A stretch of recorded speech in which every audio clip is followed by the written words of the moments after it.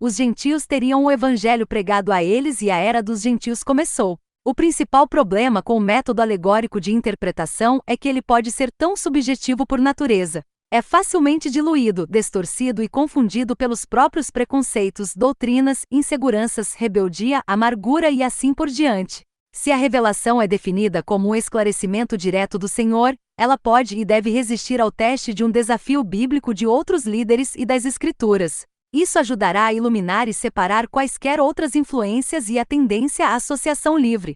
A associação livre resulta no estabelecimento do significado de uma alegoria bíblica sem uma ligação clara com outros precedentes bíblicos. Muitas heresias destrutivas se originaram dessa maneira. Mesmo assim, foi isso que Paulo fez quando declarou que estas mulheres são duas alianças, ver Gálatas 4:24. Esta revelação poderia ter vindo de alguma forma de hermenêutica ou sistema de exegese. Como alguém lendo a história de Sara e Agar poderia chegar à conclusão de que essas mulheres representavam a antiga e a nova aliança? Cerca de 600 anos atrás, um padrão sistemático para a restauração dessa verdade perdida começou e obviamente continua. É presunçoso e potencialmente desastroso pensarmos que agora temos toda a revelação que deve ser restaurada à Igreja. É seguro dizer que qualquer nova verdade será apenas uma restauração de uma velha verdade que pode ser estabelecida biblicamente, mesmo que não vejamos a nova verdade revelada nas Escrituras até depois de sua restauração. Se a história dessas duas mulheres tem um significado tão significativo, não é correto esperarmos que existam histórias bíblicas semelhantes e carregadas de ensinamentos que iluminam os propósitos de Deus? Somente aqueles com compreensão e discernimento espiritual mais superficiais podem ler os livros de Ruth, Esther, Cantares de Salomão e outros sem ver os ensinamentos profundos, poderosos que eles representam como alegorias. O escritor do livro de Hebreus aponta corajosamente para a história de Abraão e Isaque como um tipo, ver Hebreus 11:19. Ele também declarou que o tabernáculo externo também era um símbolo, ver Hebreus 9:8-9. O tempo e o espaço proíbem uma lista abrangente de muitos outros exemplos bíblicos. Não é possível entender as Escrituras à luz que os apóstolos e escritores do Novo Testamento fizeram sem entender as alegorias bíblicas. No entanto, nenhum deles usou alegorias para estabelecer doutrinas, mas apenas para iluminá-las. Este é o ponto em que muitos que se inclinam em direção ao sistema alegórico de interpretação começam a se afastar da verdade bíblica. Não se pode contestar que o Senhor usa tanto o literal quanto o alegórico para nos ensinar por meio de sua palavra. Não chegaremos a um entendimento adequado da Bíblia sem a capacidade de ver ambos em sua perspectiva adequada. Isso só será percebido quando aprendermos a equilibrar o julgamento das Escrituras e a direção do Espírito. Torna-se outra lei, capítulo 23. Quando o Novo Testamento, aqueles que amam a palavra, Jesus, também amarão a palavra escrita de Deus que o revela. Devemos ser mais viciados nas Escrituras do que um viciado em sua próxima dose. Devemos tremer se não tivermos a chance de lê-lo. É um tesouro insondável. É como a vida líquida. No entanto, o que torna algo um tesouro é que é raro ou difícil de encontrar. Os genuínos amantes da verdade lutarão contra qualquer barreira e não ficarão desencorajados porque eles vagam por um desfiladeiro ocasional e têm que reverter seu curso. Eles simplesmente não param de buscar, independentemente dos problemas que encontram. Se você tivesse certeza de que o filão principal estava enterrado em seu quintal, seria tolo se não largasse o emprego, pegasse uma retroescavadeira e cavasse. No entanto, temos algo muito maior do que o filão sentado nas prateleiras, muitas vezes apenas juntando poeira. Quão tolos fomos em negligenciá-lo por um único dia. Tem havido muitos abusos das Escrituras e muitos obstáculos colocados no caminho daqueles que gostariam de buscar os tesouros que nela estão. Conforme lemos em Provérbios 25:2, a glória de Deus é encobrir um assunto, mas a glória dos reis é esquadrinhar um assunto. Toda esta era é para aqueles que governarão e reinarão com o Senhor para serem chamados, provados e aperfeiçoados. É simples treinar para reinar. O coração buscador que não desiste da busca dos tesouros do conhecimento de Deus e de seus caminhos é uma das características básicas daqueles que são verdadeiros reis. Por ser um dom tão maravilhoso, é fácil transformá-lo em um ídolo, permitindo que ele substitua um relacionamento vivo com o Senhor. A Bíblia é um presente incrível e maravilhoso. É onde encontraremos os maiores tesouros que podem ser encontrados nesta terra, o conhecimento de Deus e seus caminhos. Uma palavra de Deus vale mais do que todos os tesouros mundanos, e Ele nos deu um livro inteiro. Quando temos uma agenda que estamos tentando validar ou defender, existe um grande perigo de distorcermos o significado das Escrituras, até mesmo violando nossas outras crenças básicas para fazê-lo. Se lermos as Escrituras com um coração verdadeiramente humilde, não o faremos na tentativa de justificar nossas posições, mas estaremos buscando correções para nossas posições. Devemos deixar que as Escrituras digam o que dizem, e não tentar fazê-las dizer o que queremos que digam. Ironicamente, um dos exemplos mais presunçosos de associação livre foi dado por aqueles da escola ultraconservadora e literal em sua interpretação de Coríntios 13:10, mas quando vier o que é perfeito, o que é parcial será aniquilado. Eles argumentam que o perfeito referido neste texto é a Bíblia. Isso é afirmado apesar do fato de que não há absolutamente nenhum suporte bíblico para essa interpretação, e há muitas escrituras que a contradizem claramente. Durante a Reforma, o clamor sola scriptura, somente a Escritura, surgiu dos protestantes como um protesto contra a prática católica romana de estimar a palavra do Papa acima da autoridade das Escrituras. Nos últimos tempos, os ultraconservadores têm usado esse mesmo clamor para protestar contra a aceitação do dom revelador da profecia na Igreja. Eles comparam o uso das palavras "assim diz o Senhor" à reivindicação papal de ter autoridade sobre as Escrituras. Embora certamente haja evidências abundantes do abuso dessas preciosas palavras "assim diz o Senhor", a reação exagerada dos ultraconservadores também causou um desrespeito pela verdade e integridade das Escrituras. A reação exagerada leva à distorção e até à promoção do engano. A Bíblia nunca teve a intenção de tomar o lugar do próprio Senhor ou do Espírito que Ele enviou para nos conduzir a toda a verdade. Essa doutrina é usada para justificar a visão dispensacionalista de que os dons do Espírito foram eliminados porque agora temos a Bíblia. No entanto, essa previsão de um dia em que o parcial será retirado não fala apenas sobre o dom de profecia e outras manifestações do Espírito, inclui conhecimento também. Se o perfeito realmente veio, então o conhecimento também deve ter sido eliminado. O conhecimento já foi eliminado? Tais distorções óbvias das Escrituras são muito mais fáceis de fazer quando queremos justificar uma posição ou crença o suficiente. Conformidade com a Bíblia não significa fazer apenas o que está especificamente escrito. Aqueles que se dedicam a cumprir o testemunho bíblico podem fazer o que não conflita com as Escrituras. A Bíblia pretende ser uma diretriz geral para nos manter dentro dos limites da segurança espiritual e da fecundidade. Não é para ser outra lei. A Bíblia é um meio, não um fim. Nosso objetivo não é apenas conhecer o livro do Senhor, mas conhecer o Senhor do livro.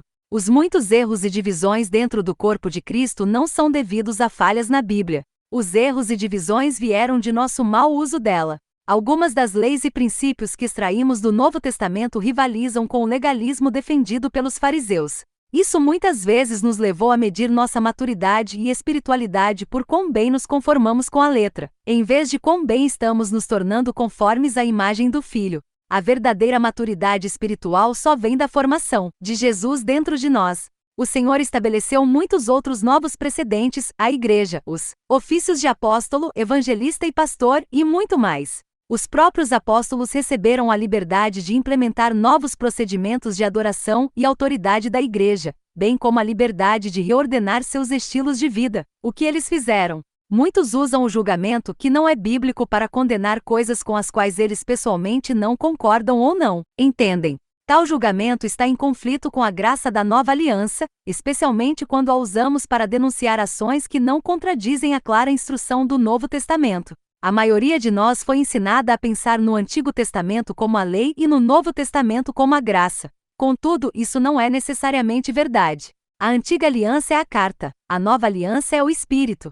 Se lermos o Novo Testamento com o coração da Antiga Aliança, isso será apenas lei para nós. Ainda teremos uma religião morta na qual a retidão é baseada no cumprimento dos mandamentos escritos e não em um relacionamento vivo com nosso Deus. Da mesma forma, se lermos o Antigo Testamento com o coração da Nova Aliança, ele será uma verdade viva para nós. O fato de Jesus ter vindo para cumprir a lei não significava que ele estava limitado apenas às ações listadas na lei. Na verdade, ele estabeleceu muitos novos precedentes. Ele teve o cuidado de tomar posição sobre o que estava escrito. No entanto, quando perguntado com que autoridade ele fazia suas obras, ele apontou para algo que havia sido um precedente inteiramente novo em Israel: o batismo de João. Claro, há alguns que defendem a eliminação de tudo que não é especificamente autorizado nas Escrituras. Há um forte argumento para um retorno à simplicidade bíblica, mas não porque as práticas atuais na igreja sejam antibíblicas. Isso só levará a uma forma mais rígida de legalismo. Algumas das tradições mais difundidas na igreja não têm exemplo nas escrituras. Isso inclui edifícios de igrejas, escolas dominicais, a maioria das formas populares de governo da igreja, como denominações e redes de igrejas, muitas de nossas formas de adoração, associações extralocais, missionários médicos, sociedades missionárias, muitas formas populares de guerra espiritual, e muito mais. Fitas de ensino, livros, vídeos, livrarias, creches e muitos outros recursos comuns hoje também não são encontrados nas escrituras. É um erro básico dizer que, por não serem encontrados na Bíblia, eles não são bíblicos, como se violassem a vontade de Deus. Se alguém se sentir levado a fazer algo novo, devemos dar-lhe a liberdade de fazê-lo. Então temos não apenas o direito, mas a responsabilidade de julgá-lo por seus frutos. A graça e a verdade foram realizadas por meio de Jesus Cristo. Ver João 1,17. A graça é a liberdade de tentar, e a verdade é a percepção de que o fruto do que tentamos será e deve ser testado. Se aqueles propensos a usar esse padrão para condenar os outros fossem examinados por ele, eles também seriam considerados culpados em muitas coisas. Há liberdade para fazer o que não é especificamente abordado na Bíblia, desde que nossas ações não contradigam o que está escrito. Tomemos a questão do governo da igreja. Esta é uma questão importante porque se relaciona com o próprio senhorio de Jesus em sua igreja.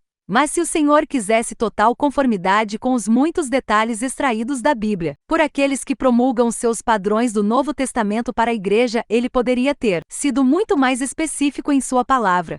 Os padrões do Novo Testamento para a igreja que estudei diferem uns dos outros, muitas vezes em questões básicas. As Escrituras não são tão claras ou específicas como tantas vezes tentamos torná-las. O que tentamos implementar dessa maneira, mesmo para trazer unidade e frutificação para a igreja, só traz divisão. A igreja não é o padrão para a igreja, Jesus é o padrão para a igreja. Ele é aquele em quem devemos crescer, não apenas uma forma ou procedimento externo para a vida da igreja. Dedicar muita atenção às formas externas desviará a atenção daquilo que promove a formação interior de Jesus. A melhor forma de governo da igreja ainda será um mau governo se não tivermos as pessoas certas nele. É verdade que a forma errada de governo pode limitar a eficiência até mesmo das pessoas certas, mas o fundamento da verdadeira autoridade espiritual é encontrado na autoridade do Senhor nas pessoas e por meio delas, não em um sistema. Quando as pessoas certas andarem em verdadeira autoridade espiritual, elas terão a sabedoria necessária para implementar a melhor forma de governo. Até que tenhamos o vinho novo, não precisamos de um odre novo. O vinho novo dará definição ao novo odre de que necessita, mas não o contrário. Mesmo que não queiramos errar de forma alguma, se vamos errar, é melhor e mais seguro errar do lado da graça. Caso contrário, corremos o risco de tornar a cruz sem efeito.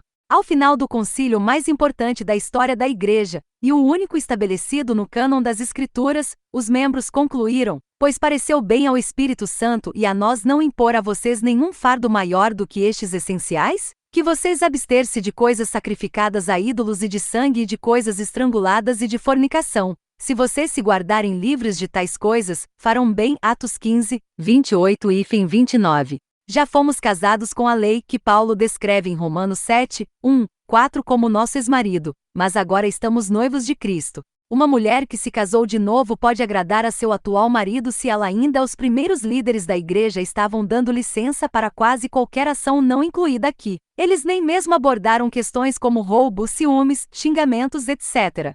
Claro que isso não justifica essas transgressões. A razão pela qual o Novo Testamento não pretende ser apenas mais uma lei é porque nos foi dada a liberdade de obedecer ao Espírito. Não somos chamados a andar pela lei.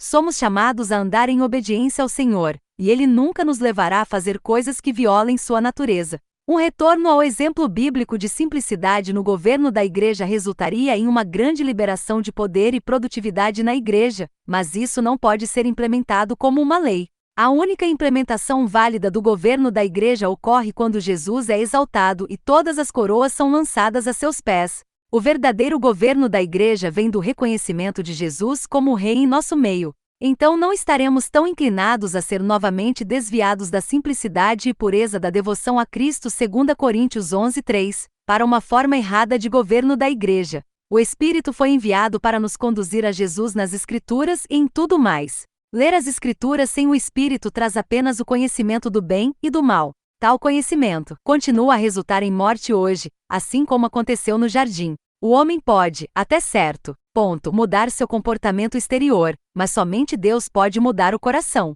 Quando julgamos pelo conhecimento do bem e do mal, inevitavelmente julgaremos pelos externos ou pela forma. O Senhor olha para o coração dos homens e está procurando o coração de seu filho. Aqueles que andam pelo Espírito não estão muito preocupados com a forma, eles procuram saber pelo Espírito. Consumida em tentar agradar seu ex-marido? Tampouco podemos agradar a Cristo se estivermos continuamente preocupados com a reação de nosso ex-marido à lei. Aqueles que amam Jesus, que é a palavra, também amarão a Bíblia porque ela também é a palavra. A menos que a Bíblia seja devidamente estimada, acabaremos nos desviando do caminho de Deus e teremos poucos recursos quando o inimigo de nossa alma vier com suas tentações. Mas nunca deve tomar o lugar de nosso relacionamento pessoal com a própria palavra. A Bíblia deve nos levar a ele, não substituí-lo. Usado corretamente, a Escritura serve ao seu propósito de se comunicar diretamente dele com o nosso ser mais íntimo.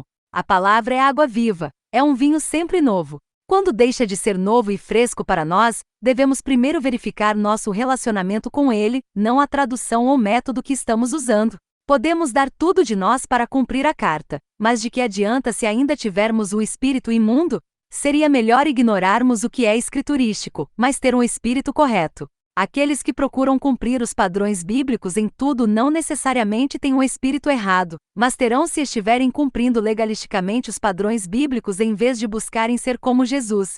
As diretrizes especificamente abordadas no Novo Testamento devem ser apenas o suficiente para nos manter longe de problemas, ao mesmo tempo em que nos permite depender da orientação do Espírito Santo. A Bíblia foi criada para facilitar nossa proximidade com o Senhor, orientando-nos a conhecer sua voz e a depender dele. Mas isso não deixa muito espaço para alguns abusarem de sua liberdade? Sim, e é para isso. Não temos a liberdade de obedecer de coração, a menos que também tenhamos a liberdade de desobedecer, usando. Quando nos aproximamos dele, a Bíblia não é apenas um livro de regras ou um livro de história. É a própria história de amor de Deus escrita sobre nós. Foi por essa razão que Paulo nos exortou a observar a bondade e a severidade de Deus, ver Romanos 11:22. Historicamente, os homens têm gravitado para um extremo ou outro ao contemplar sua bondade ou sua severidade. Não entenderemos adequadamente a natureza de Deus a menos que possamos ver os dois juntos. Aqueles que só conseguem ver sua bondade muitas vezes promovem uma falsa graça. Isso às vezes leva o Senhor a usar sua severidade com eles por causa de sua misericórdia não santificada, dando misericórdia às coisas que Deus desaprova. O Senhor Jesus orou para que fossemos aperfeiçoados em unidade, ver João 17:23. Até que toda a igreja se una em unidade, não teremos toda a verdade. Aqueles que ouvem apenas um profeta ou líder estão em nenhuma verdade bíblica isolada pode ficar sozinha e isolada do resto das Escrituras. Cada peça deve se encaixar com o restante do testemunho das Escrituras. Aqueles que se limitam ao dogma de uma pessoa ou organização estão, portanto, se limitando a uma fração da verdade. Em Amós 3:7, o Senhor diz: e certamente o Senhor Deus não fará coisa alguma sem revelar o seu conselho secreto aos seus servos, os profetas. A referência a profetas neste texto é plural. Não devemos esperar que toda a verdade venha de um único indivíduo, organização ou movimento. Quando Israel foi ordenado a celebrar a festa da Páscoa que os libertara do Egito, eles foram ordenados a comer o cordeiro inteiro, ver Êxodo 12:8-10. Se vamos participar de Cristo, também devemos receber tudo dele. Conforme declarado, um princípio fundamental da interpretação bíblica é declarado no Salmo 119:160. A soma da tua palavra é a verdade. Devemos comer a coisa inteira. Aqueles que apenas veem sua severidade geralmente trazem uma forma de piedade que limpa o exterior, mas é rígida e impotente para mudar o coração das pessoas. Deus é amor, mas seu amor muitas vezes é muito diferente do amor humano e sentimental. O amor de Deus não pode ser totalmente compreendido exceto à luz de sua severidade. Da mesma forma, sua severidade não pode ser totalmente compreendida sem sua bondade.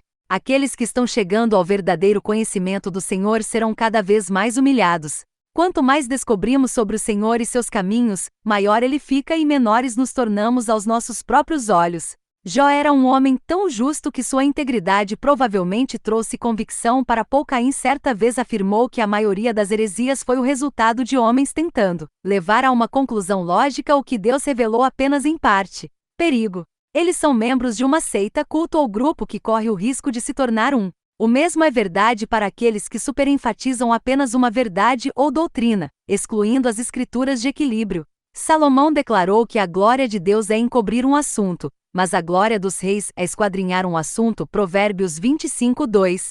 Ó, Senhor deseja corações indagadores e indagadores com paixão por conhecer os caminhos de Deus. Mas aqueles que chegam a conhecer os caminhos de Deus devem ter o maior respeito pela integridade de sua palavra. Devemos rejeitar a tendência de acrescentar qualquer coisa além do que o próprio Senhor revelou. É certo amar o conhecimento e buscá-lo, mas devemos sempre ver o conhecimento como um meio para um fim, não como o objetivo em si. Conhecer o próprio Senhor deve ser nosso objetivo. O objetivo não pode ser apenas conhecer fatos sobre Deus, independentemente de quão verdadeiros e oportunos sejam esses fatos. Buscar os fatos sem buscar um relacionamento mais íntimo com ele leva a um conhecimento que encha ou torna orgulhoso. Veja em Coríntios 8 com KJV, Deus se opõe aos orgulhosos. Veja Tiago 4:6. Isso certamente se provou verdadeiro em muitos casos de heresia. O Senhor revelou algumas coisas apenas em parte por um bom motivo. Atualmente precisamos apenas da parte que ele revelou, para cumprir seus propósitos e andar em sua salvação. Os enigmas espirituais nos mantêm dependentes dele e de sua graça. Essa dependência é essencial se quisermos andar em verdadeira autoridade espiritual. Foi a determinação de Adão e Eva de entender o que Deus havia propositalmente escondido deles que resultou na queda original. Esta mesma tentação resultou na queda de muitos mais desde então. O uso de escrituras individuais para construir doutrinas sem relacioná-las com o restante do testemunho bíblico continua a ser a principal fonte de ensino falso e destrutivo na igreja. Existem paradoxos nas escrituras, coisas que parecem ser contradições. Esses paradoxos existem por desígnio de Deus e atuam como contrapesos contra posições extremas. A verdade geralmente é encontrada na tensão de equilíbrio entre esses paradoxos. Quem é este que esconde conselhos sem conhecimento? Por isso anunciei o que não entendia, coisas maravilhosas demais para mim que eu não conhecia. Eu apenas ouvi falar de ti pela audição do ouvido, mas agora meus olhos te veem. Quando estivermos diante do Senhor naquele dia incrível, quantos de nós vamos nos sentir tão presunçosos e perdidos quanto Jó se sentiu? Quantas afirmações confiantes vão murchar e queimar sob o fogo de seus olhos? Possivelmente nossa única esperança é parar de buscar o Senhor e começar a olhar para Ele. É correto pesquisar as Escrituras em busca do Senhor, mas é igualmente essencial que examinemos as Escrituras com Ele. É certo que preguemos sobre o Senhor, mas só estaremos seguros se pregarmos com a certeza de que estamos pregando em Sua presença. Portanto, eu me retraio e me arrependo no pó e na cinza. Jó 42:3-5-6. Todo homem que já leu sua história. O discurso de Jó com seus 3 juízes revela uma compreensão do universo que a ciência descobriu apenas recentemente. No entanto, quando o Senhor apareceu a Jó, ele foi destruído. Ele imediatamente percebeu sua própria presunção e falta de conhecimento, declarando a certa vez: ouvi a história de um pianista concertista que estava sendo aplaudido de pé por sua apresentação. Impressionado com o espetáculo de tamanha admiração do público, um músico que o acompanhava comentou com o pianista que deve ser muito gratificante ver tal resposta. Sim, declarou o pianista. Mas você vê aquele homem no canto da varanda? Ele é o mestre. Apenas um pequeno aceno dele significa muito mais para mim do que esta grande ovação. O pianista tocava mais para o mestre do que para o público. Devemos fazer o mesmo se quisermos permanecer no caminho da verdade que conduz à vida. Um missionário morável declarou certa vez: existem certas verdades cristãs básicas que são essenciais e sobre as quais deve haver concordância. Em outras doutrinas deve haver liberdade, e em todas as coisas deve haver caridade. Deve ser nossa resolução assumir uma posição inflexível sobre as doutrinas essenciais da fé e estender a mão direita da comunhão a todos os que se apegam a elas. Teria sido uma coisa pequena para aquele que estendeu os céus ter planejado que todos acreditassem na mesma coisa sobre todas as doutrinas. Ele não fez isso porque é mais importante amarmos uns aos outros do que acreditar que tudo é exatamente igual. O objetivo de nossa instrução é o amor de um coração puro, uma boa consciência e uma fé sincera. E Timóteo 1:5. Também deve ser nossa resolução proteger a liberdade dos cristãos, de manter diferentes perspectivas sobre as doutrinas não essenciais. A menos que reconheçamos essa liberdade e a guardemos, será difícil para qualquer um de nós chegar a um pleno conhecimento da verdade em nossos corações. Em todas as coisas deve haver caridade. Nada é impossível para o nosso Deus. Capítulo 24. Para onde vamos daqui? Nestes 2 volumes, havia 2 árvores no jardim e neste, abordamos apenas algumas das muitas lições espirituais que devem ser extraídas do Antigo Testamento e que se aplicam à nossa vida na Nova Aliança. Nossa salvação é tão maravilhosa, tão além da compreensão no amor e na misericórdia de Deus que ela revela, que agradeceremos a Deus por ela para sempre, e isso não será suficiente para agradecê-lo. Como pode alguém que apenas pondera sobre a cruz não ficar sobrecarregado? É fácil entender por que tantos cristãos gostariam de acampar ali mesmo. Mesmo assim, há muito mais na vida cristã do que ter nossos pecados perdoados ou até mesmo a libertação de nossa natureza pecaminosa, tipificada pela saída do Egito. Esses são apenas os primeiros passos de uma longa mas gloriosa jornada. Compreender que estamos em uma jornada espiritual e temos um destino a cumprir é crucial se quisermos cumprir o propósito para o qual fomos chamados. A verdadeira vida cristã é a maior aventura que poderíamos experimentar nesta terra, mas é a mais difícil. É uma busca gloriosa, mas não é para os fracos de coração, é para aqueles que têm a maior coragem de todas, a verdadeira fé. Há muito mais lições espirituais a serem pesquisadas e compreendidas, muitas das quais abordaremos nos próximos volumes desta série. Até o momento, cobrimos apenas os mais básicos. Os verdadeiramente gloriosos e emocionantes ainda estão à nossa frente. No entanto, sem o fundamento do que cobrimos, teríamos dificuldade em entendê-los e aplicá-los em nossas vidas, que é o propósito final de toda a verdade. É importante entendermos o Antigo Testamento porque ele é, na verdade, o fundamento para a era de fé e graça do Novo Testamento. Conforme discutido, muitas vezes é esquecido que o Antigo Testamento era a única Bíblia que a Igreja do primeiro século tinha. Todas as referências no Novo Testamento às Escrituras se referiam ao que chamamos de Antigo Testamento. Como vimos estudando neste livro, o deserto é o lugar de preparação para entrarmos em nosso chamado e destino, nossa terra prometida. Quando pensamos na lei, geralmente pensamos em todos os mandamentos pesados, mas na verdade eles eram apenas uma pequena parte do propósito da lei.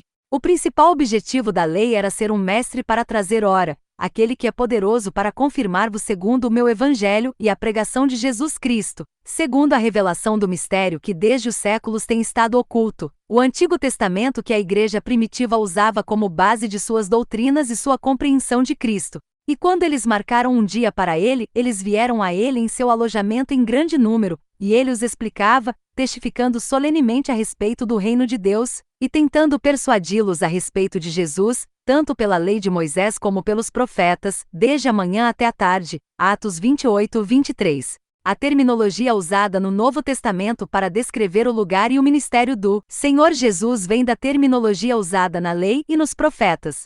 Ele é chamado de sumo sacerdote, segundo tipo do Antigo Testamento, que era o mediador entre a nação de Israel e o Senhor. Ele é chamado de o Cordeiro de Deus, ver João 1:29, segundo o tipo dado na lei, o Cordeiro sacrificial que, de acordo com a lei, deveria expiar os pecados do povo. Mas agora se manifestou, e pelas escrituras dos profetas, segundo o mandamento do Deus eterno, foi dado a conhecer a todas as nações, para a obediência da fé. Romanos 16, 25 e 26. Isso não é para menosprezar a importância do Novo Testamento, mas é composto basicamente de instruções e correções aos jovens cristãos, e um breve comentário sobre as escrituras do Antigo Testamento, bem como extraordinárias previsões proféticas. Todas as doutrinas do Novo Testamento são estabelecidas por referências ao Antigo Testamento. É o Antigo Testamento que claramente identifica o Senhor Jesus como o Messias prometido e o estabelece em seu lugar de direito no plano de Deus para a humanidade. Os apóstolos usaram a lei e os profetas para provar sua revelação do reino de Deus e para provar que Jesus era o Messias prometido.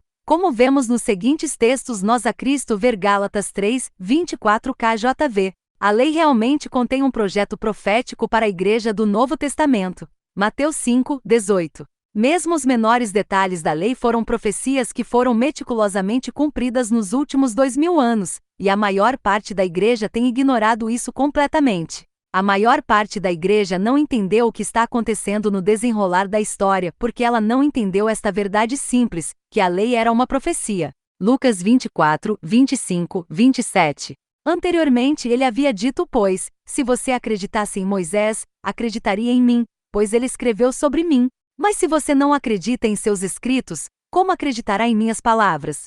João 5, 46 e 47. Isso é o que significa a declaração do Senhor de que nem a menor letra ou traço passará da lei, até que tudo seja cumprido. Quando o Senhor repreendeu os dois homens no caminho de Emaús, ele disse: ó homens insensatos e tardos de coração para crer em tudo que os profetas disseram. E começando por Moisés e por todos os profetas, explicou-lhes as coisas a seu respeito em todas as Escrituras. Quando falamos que o Antigo Testamento é o fundamento do Novo Testamento, obviamente não estamos sugerindo que a guarda da lei seja o fundamento do cristianismo. Jesus disse porque todos os profetas e a lei profetizaram até João, Mateus 11, 13. A lei era uma profecia. A lei era um esboço profético de toda a era da igreja, dada com precisão impressionante milhares de anos antes do tempo de seu cumprimento. O lugar do Senhor Jesus é claramente tipificado, e nos é dito como devemos nos relacionar com Ele. Tudo o que Jesus fez e todas as principais doutrinas estabelecidas no Novo Testamento tiveram fundamento no Antigo Testamento.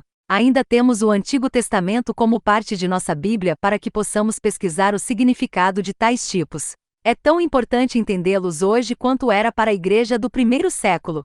A igreja do primeiro século podia entender facilmente todos os termos como sumo sacerdote e Cordeiro de Deus, porque eles tinham os tipos bem no meio deles. Podemos ver historicamente como diferentes aspectos da lei já passaram porque foram cumpridos. Quando Jesus cumpriu os mandatos sacrificiais da lei com seu sacrifício no Calvário, logo por meio da lei dada a Moisés e dos profetas que expuseram essa lei, recebemos uma imagem muito clara do plano de Deus para nós. Depois disso, os sacrifícios cerimoniais deixaram de ser oferecidos.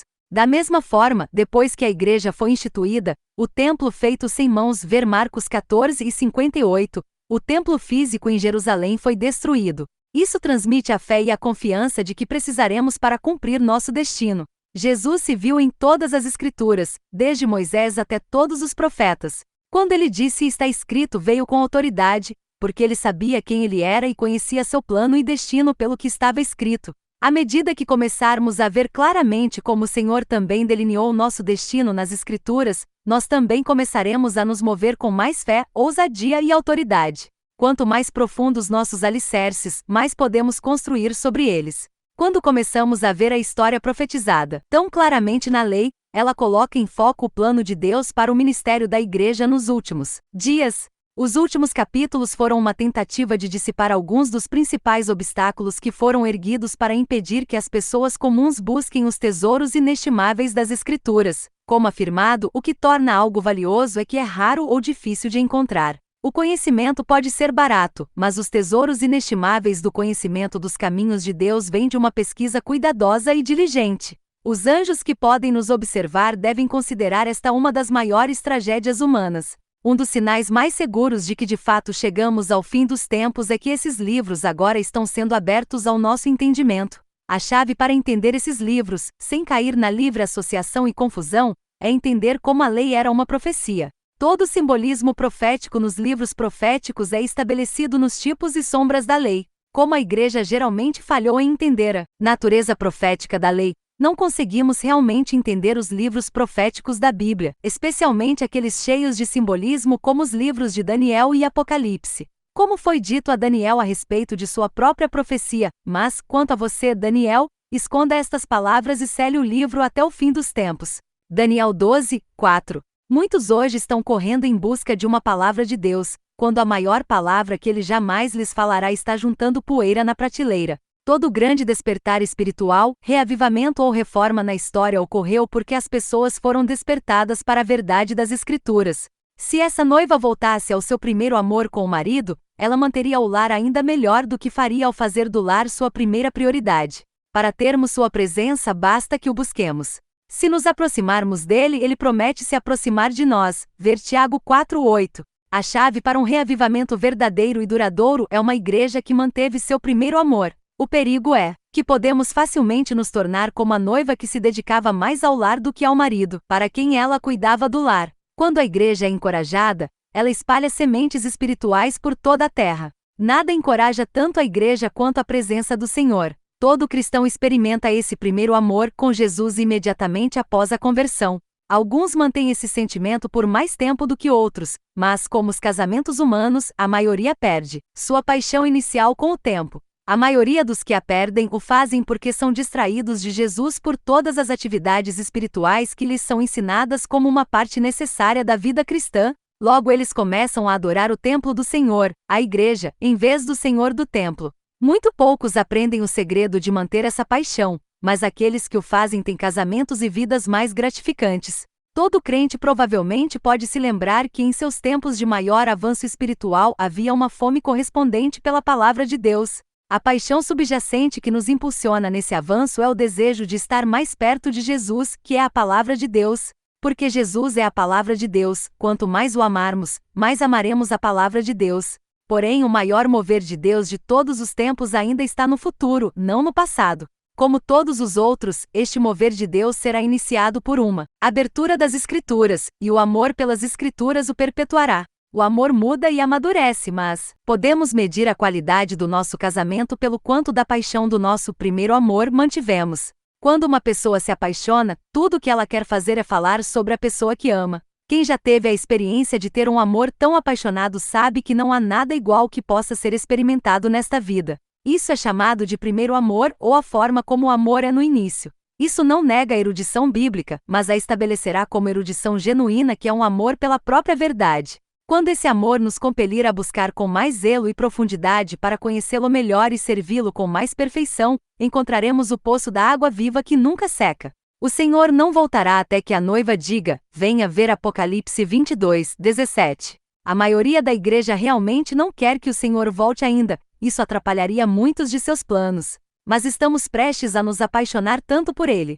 novamente que seremos consumidos em nosso desejo de vê-lo face a face. Quando não estivermos adorando a Ele, estaremos orando a Ele. O véu da pressão religiosa, do exagero e da política espiritual será varrido por esse amor pelo Filho de Deus. A liderança da igreja nos últimos dias será composta por aqueles que estão mais próximos do Senhor e que se dedicam a ajudar outros a se aproximarem dele. Isto é, em seus termos mais simples, a qualificação para a verdadeira liderança espiritual. Estamos em uma jornada, mas não devemos continuar andando em círculos sem rumo no deserto. Devemos atravessar o deserto para chegar à terra prometida, mas não queremos ficar no deserto por mais tempo do que o necessário. Devemos manter incansavelmente nossa visão e nosso curso direcionados ao nosso destino. No quarto livro desta série continuaremos a jornada, mas primeiro no volume 3º dedicaremos tempo para estudar a razão mais importante para a experiência no deserto: construir uma morada para o Senhor. Foi no deserto que Israel construiu o tabernáculo para que o Senhor pudesse habitar no meio de seu povo. Algumas das verdades proféticas mais poderosas e importantes encontradas nas Escrituras são destacadas nas instruções que a graça de Deus está prestes a restaurar este primeiro amor à sua igreja. Ele está prestes a liberar a coisa mais contagiosa que já existiu na terra, o amor que ele tem por seu filho. Não há nada neste mundo que seja mais contagioso do que alguém que está se aproximando do Senhor. Não há nada na criação mais contagiante do que o amor de Deus. Todos que entrarem em contato com os infectados também o pegarão. Para quem sofre dessa paixão não há cura, e não suporta viver sem se aproximar do Senhor. Quando não estivermos orando a Ele, estaremos derramando as Escrituras apenas para ler sobre Ele. O testemunho será então real e espontâneo porque simplesmente não conseguiremos parar de falar dele. De volta para o futuro, todo o nosso propósito de olhar para o padrão do Antigo Testamento para o Novo Testamento é estarmos preparados para o nosso próprio futuro. Esperei mais de 10 anos para concluir o próximo volume desta série. Durante todo esse tempo, ele foi concluído em mais de 90%, mas senti que era tão importante que não deveria ser apressado. Estou muito feliz por ter esperado porque durante os últimos 10 anos, acho que recebi algumas das revelações mais importantes que devem ser incluídas. Também acho que, agora estamos chegando ao tempo em que tudo que isso representa está prestes a se tornar realidade. A presença manifesta do Senhor chegará rapidamente a seu templo. Queremos estar prontos e de todas as maneiras possíveis como os filhos de Zadok, a quem ele prometeu que seriam trazidos para ministrar a ele, ver Ezequiel 44:15. Queremos estar o mais próximo possível dele nesta vida. Mateus 25:21 NVI. Senhor deu pelo lugar que ele queria habitar. Chegar à terra prometida é nosso objetivo, mas primeiro devemos reservar um tempo para construir adequadamente sua habitação para que ele possa habitar entre nós. Habitar na presença do Senhor é mais importante do que possuir nossas promessas, pois mesmo a mais gloriosa terra prometida seria um lugar terrível sem ele.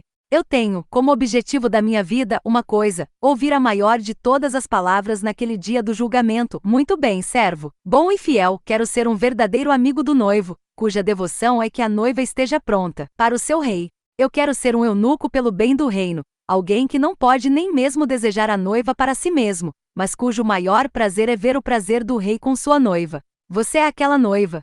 Não há chamado mais elevado que possa ser alcançado pela humanidade. Oro para que a principal coisa que você tenha recebido deste estudo seja um desejo maior por seu rei, que o compele a fazer todas as coisas por amor a ele. Ele não é digno de nada menos. Sobre o autor, Rick Joyner é o fundador e diretor executivo dos Morning Star Ministries e Heritage International Ministries e é o pastor sênior da Morning Star Fellowship Church. Ele é autor de mais de 40 livros, incluindo The Final Quest, A Prophetic History e Church History. Ele também é o presidente da The Oak Initiative, um movimento interdenominacional que está mobilizando milhares de cristãos para se engajarem nas grandes questões de nossos tempos, sendo o sal e a luz que são chamados a ser. Rick e sua esposa, Julie, têm 5 filhos: Anna, Arin, Amber, Ben e Sam. Mais de Morning Star Machine Translated by Google.